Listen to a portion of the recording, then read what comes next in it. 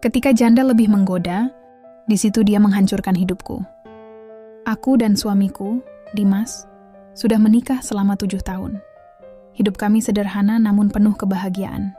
Aku, Maya, selalu berusaha menjadi istri yang baik, menjaga keharmonisan rumah tangga kami, dan memastikan Dimas merasa nyaman setiap kali pulang ke rumah.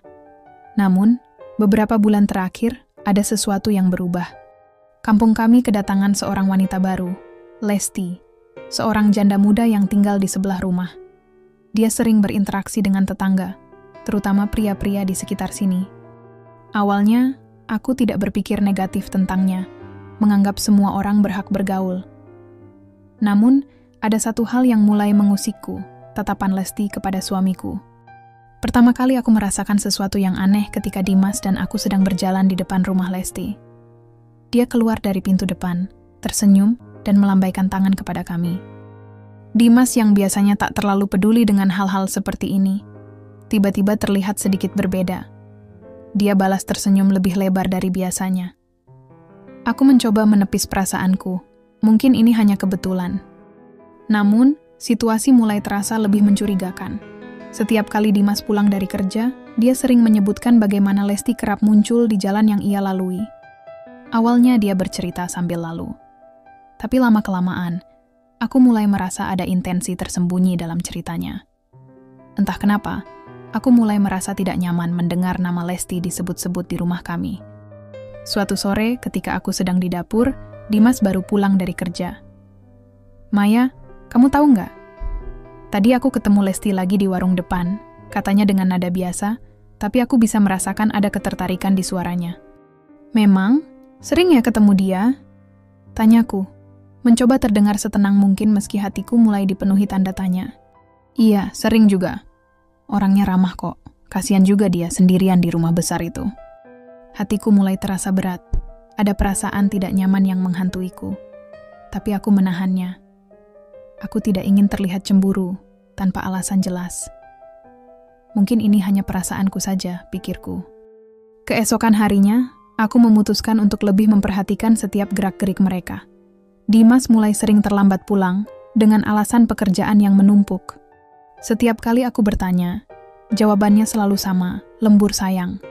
Banyak yang harus dibereskan di kantor. Aku ingin mempercayainya, namun hatiku tidak bisa membohongi kegelisahan yang terus tumbuh. Suatu hari, aku melihat sesuatu yang mengejutkan. Ketika Dimas pulang lebih awal, aku memperhatikan dari jendela.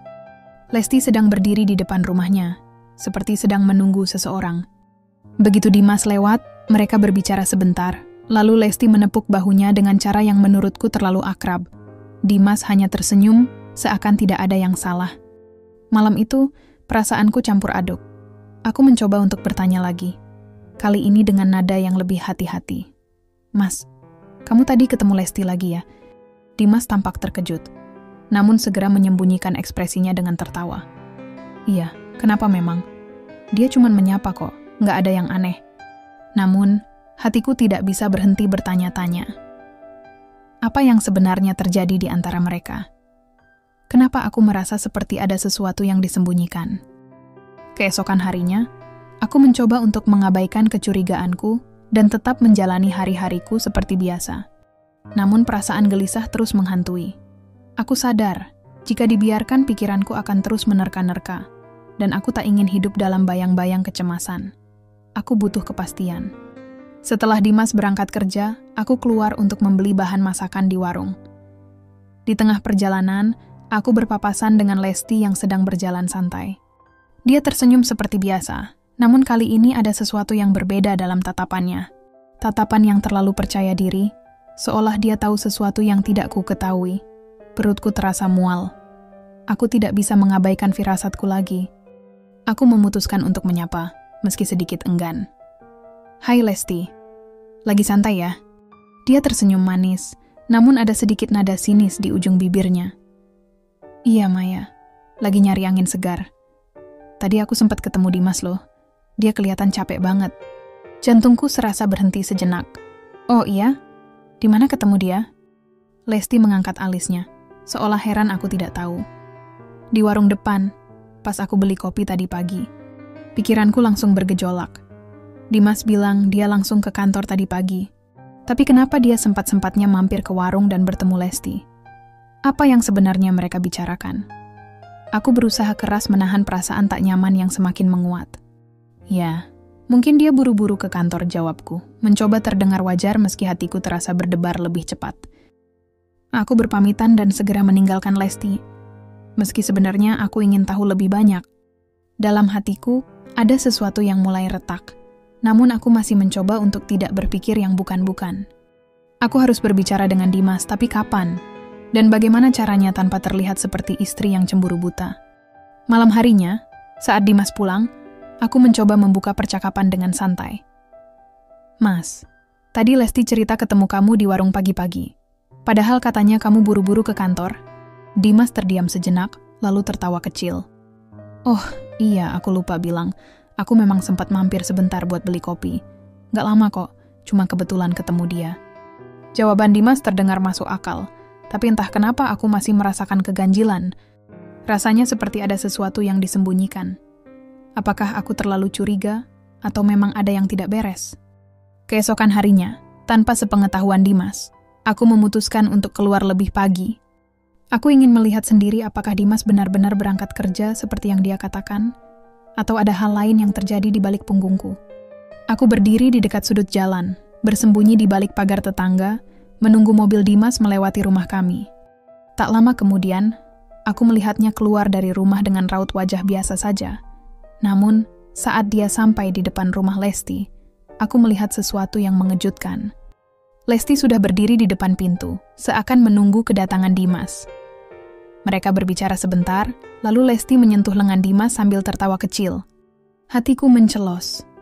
Apa yang sebenarnya terjadi di antara mereka? Kenapa mereka tampak begitu akrab? Meski percakapan mereka tampak singkat, aku bisa merasakan ada sesuatu yang tidak biasa. Sesuatu yang lebih dalam dari sekedar percakapan ringan tetangga. Setelah Dimas pergi, aku berjalan pulang dengan hati yang penuh kekecewaan. Aku tahu, aku harus menghadapi kenyataan bahwa ada sesuatu yang salah dalam pernikahanku. Aku tidak bisa lagi menutup mata dan berpura-pura semuanya baik-baik saja. Aku tidak bisa lagi menahan rasa curiga yang terus menghantuiku. Hari demi hari, bayangan kedekatan Dimas dan Lesti semakin jelas di benakku.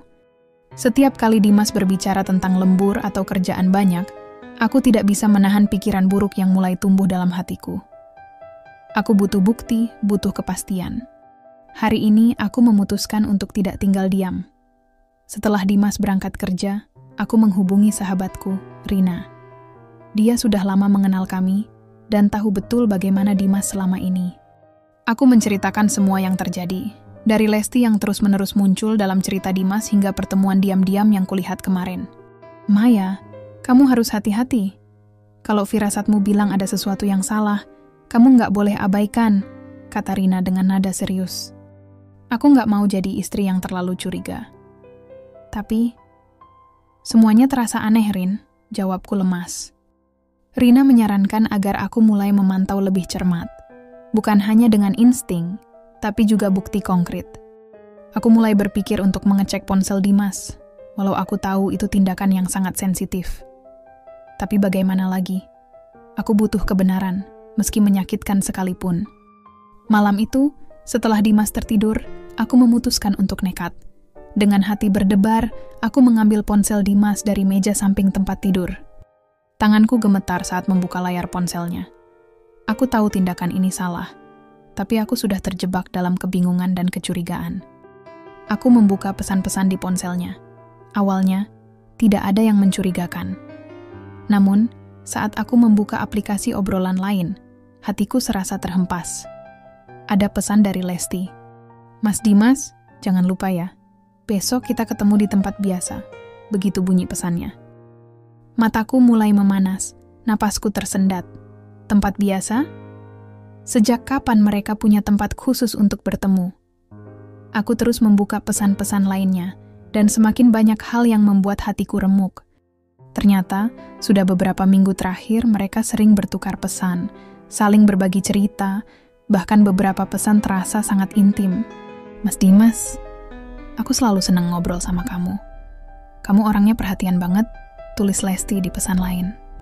Tanpa sadar, air mata mulai mengalir di pipiku. Dunia terasa runtuh seketika. Dimas, suamiku yang selama ini kupercayai, ternyata sudah membangun hubungan rahasia dengan Lesti. Meski belum ada bukti fisik bahwa mereka berselingkuh, pesan-pesan ini sudah cukup untuk membuktikan bahwa ada sesuatu yang terjadi di belakangku. Aku merasa hancur, tapi aku harus tetap tenang. Aku tidak boleh bertindak gegabah. Keesokan harinya, aku bertekad untuk menghadapi Dimas, tapi tidak tanpa rencana. Aku butuh waktu untuk mengatur langkah. Aku ingin tahu apa yang sebenarnya terjadi, dan aku harus mendengar pengakuan langsung dari Dimas, meski itu mungkin akan lebih menyakitkan. Sore itu, ketika Dimas pulang kerja, aku menyambutnya dengan senyum palsu. Di dalam diriku, ada pertempuran besar antara amarah, kesedihan, dan rasa tak berdaya. Tapi aku tahu, malam ini aku akan mendapatkan jawaban. Aku menyiapkan makan malam seperti biasa, mencoba bersikap normal, meski hatiku terasa berat.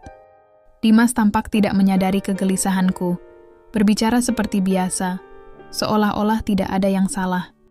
Namun, ketika kami selesai makan dan duduk di ruang tamu, aku tidak bisa menahan diri lagi. "Mas, aku mau tanya sesuatu," ucapku dengan suara yang bergetar. Dimas menoleh ke arahku, terlihat sedikit bingung. "Tanya apa, Dek?"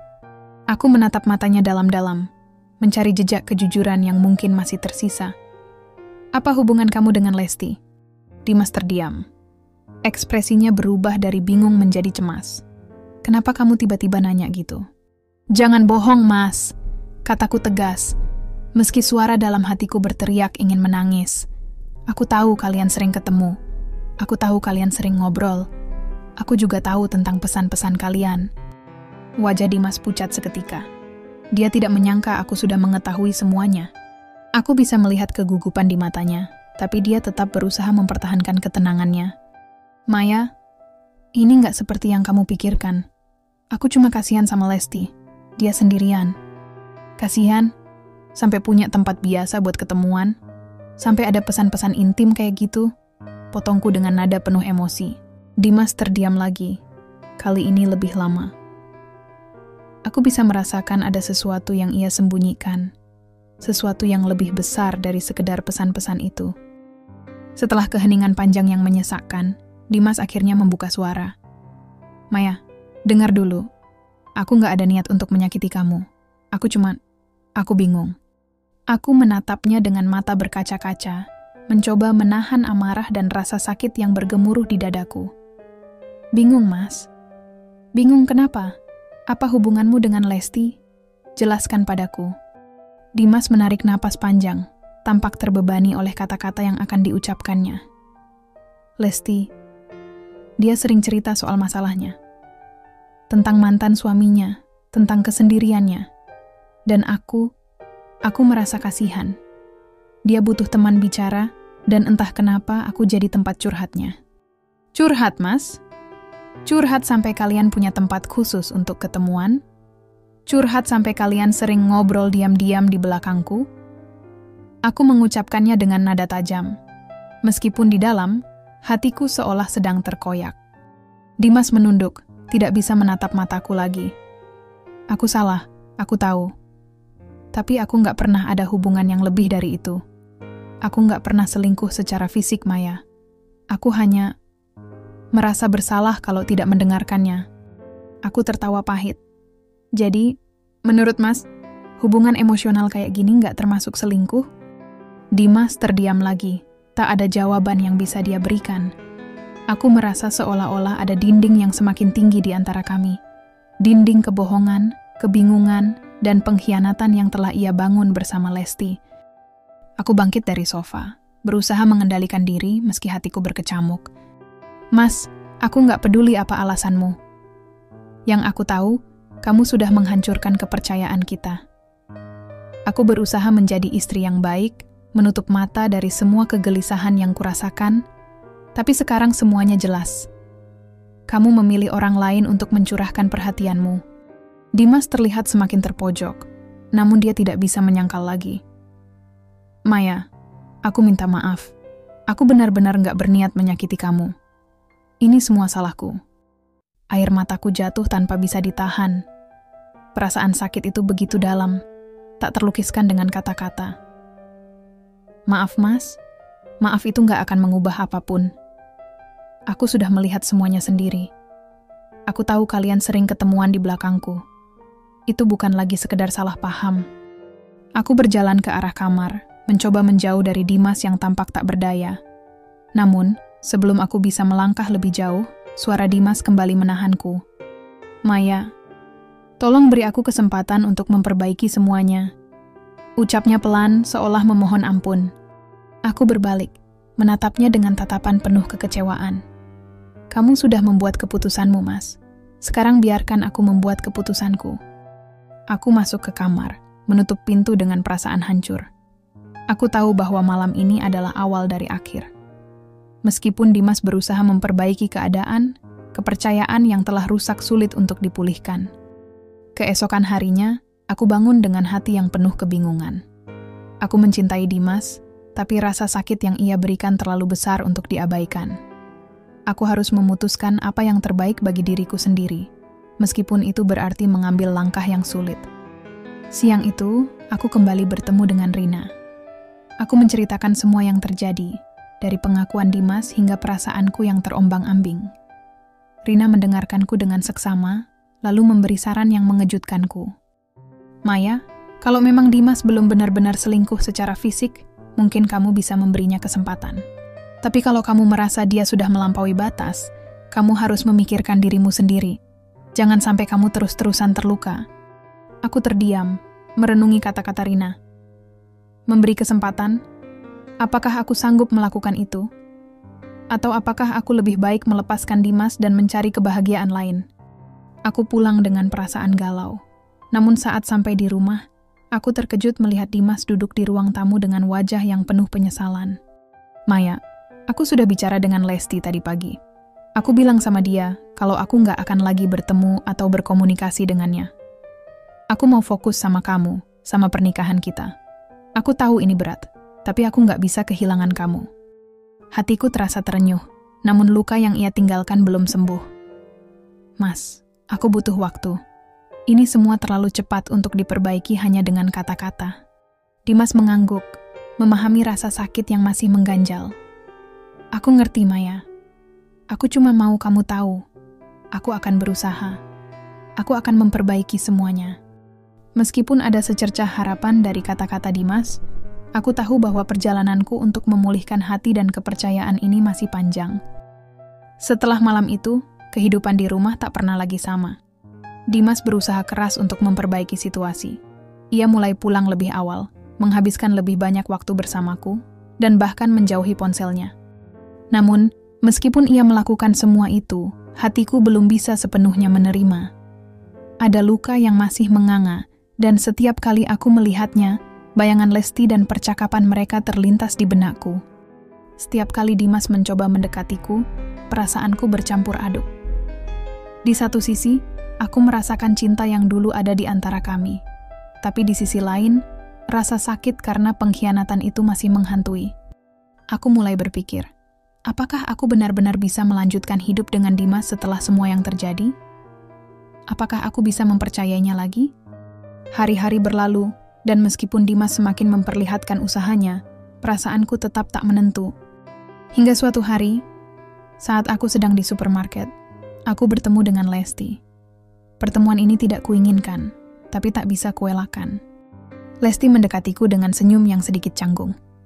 Maya, aku pengen ngomong sebentar. Aku hanya menatapnya dingin. Apalagi yang mau kamu bicarakan, Lesti? Dia menarik napas panjang, mencoba mengumpulkan keberanian. Aku mau minta maaf. Aku tahu aku sudah melampaui batas.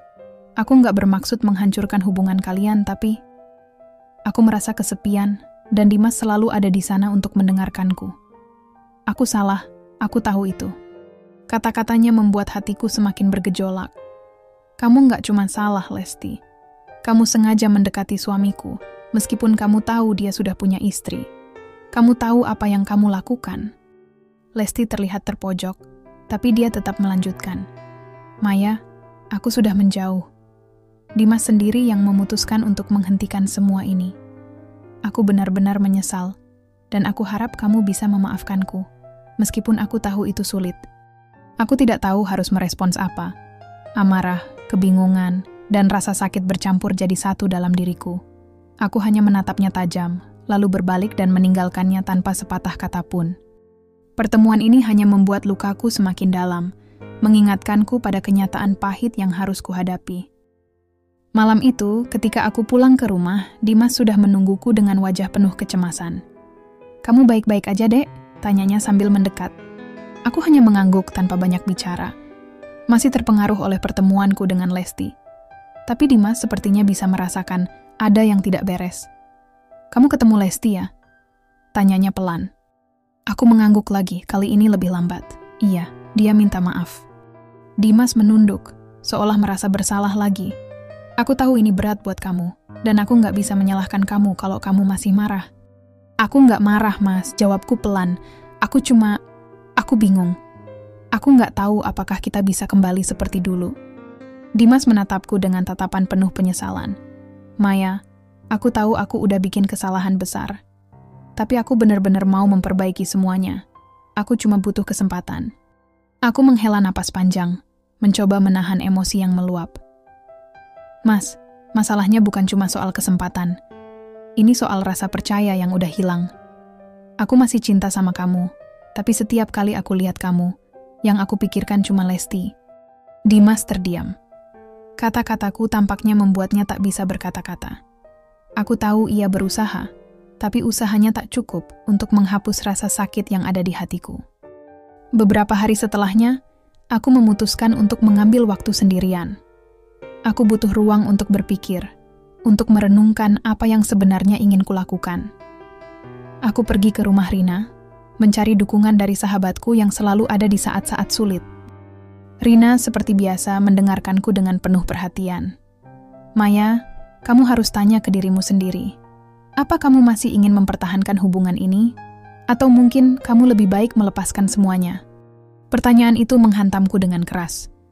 Aku tahu jawabannya ada di dalam diriku, tapi aku takut untuk mengakuinya.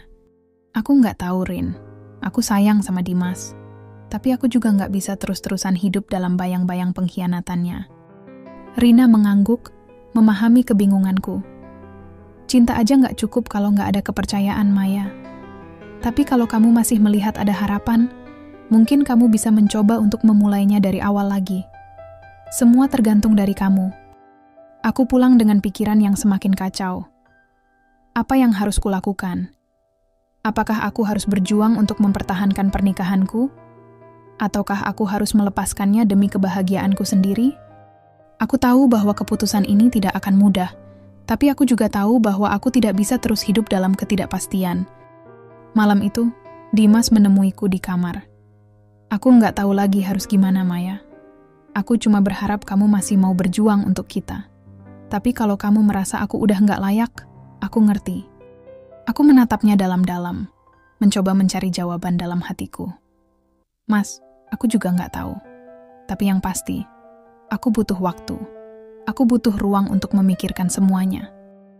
Setelah Dimas berusaha menghindari Lesti dan menjauh dari godaannya, dia pikir segalanya akan kembali normal. Namun, pikiran tentang Lesti tetap menghantuinya.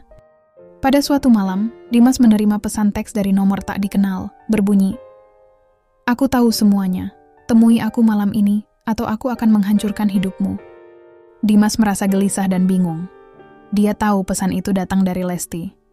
Dimas ingin mengabaikannya, tapi ancaman itu terlalu nyata. Dia tidak ingin masalah yang selama ini dia coba hindari menjadi lebih buruk. Akhirnya, setelah bergumul dengan pikirannya sendiri, Dimas memutuskan untuk bertemu Lesti di sebuah kafe dekat rumahnya. Saat dia tiba, Lesti sudah menunggunya. Wajahnya tampak dingin, jauh dari pesona yang biasa dia tunjukkan. "Kenapa kamu melakukan ini, Les? Apa yang sebenarnya kamu inginkan?" tanya Dimas, suaranya penuh frustasi. Lesti tersenyum tipis. "Apa yang aku inginkan? Aku ingin kamu merasakan sakit yang pernah aku rasakan. Dulu, kamu meninggalkanku begitu saja tanpa penjelasan, Dimas. Kamu memilih Maya dan mengabaikan semua perasaan yang aku miliki untukmu." Dimas terdiam, bingung. Itu sudah lama sekali, Les. Kita sudah punya kehidupan masing-masing. Kenapa kamu baru muncul sekarang?" Lesti menatapnya tajam, matanya dipenuhi rasa sakit yang mendalam. "Karena pernikahanku hancur, Dimas. Setelah kamu pergi, aku menikah dengan pria kaya, tapi hubungan kami tidak pernah bahagia. Semua ini karena kamu. Kamu menghancurkan hidupku, dan sekarang aku akan menghancurkan hidupmu." Dimas tercengang mendengar pengakuan Lesti. "Aku minta maaf, Les. Aku nggak pernah bermaksud menyakitimu, tapi balas dendam nggak akan membuat hidupmu lebih baik." Lesti menggelengkan kepalanya, penuh kebencian. "Itu yang kamu pikirkan. Tapi aku akan memastikan kamu kehilangan segalanya, seperti aku kehilangan semuanya karena kamu." Dimas merasa terjebak. Dia tahu bahwa Lesti tidak akan berhenti sampai dia mendapatkan apa yang dia inginkan. Namun, Dimas tidak ingin terlibat lebih jauh lagi. Dengan mantap, dia berdiri. "Aku nggak akan terus bermain dalam permainanmu ini, Lesti. Aku akan kembali ke Maya, dan aku akan memperbaiki segalanya." Lesti tertawa sinis. "Maya sudah pergi, Dimas. Dia meninggalkanmu. Kamu pikir aku nggak tahu? Sekarang kamu sendirian, seperti aku dulu." Mendengar itu, Dimas merasa dunia di sekitarnya runtuh. Dia bergegas pulang, berharap Maya masih ada di rumah. Namun saat sampai di sana, rumahnya kosong. Maya telah pergi meninggalkan sebuah surat di meja ruang tamu. Dalam suratnya, Maya mengungkapkan bahwa dia sudah tahu tentang hubungan Dimas dengan Lesti. Dia memutuskan untuk pergi karena dia sudah tidak tahan lagi hidup dalam kebohongan dan rasa sakit. Dia mencintai Dimas, tetapi dia juga mencintai dirinya sendiri, dan dia butuh waktu untuk menyembuhkan luka-lukanya. Dimas jatuh terduduk di lantai, merasakan penyesalan yang dalam. Dia telah kehilangan Maya, wanita yang selalu dia anggap sebagai cinta sejatinya. Dan kini, karena kesalahannya sendiri, hidupnya hancur. Sementara itu, Lesti hanya menyaksikan dari kejauhan, terjebak dalam kebencian dan dendam yang hanya meninggalkan kehampaan dalam hidupnya.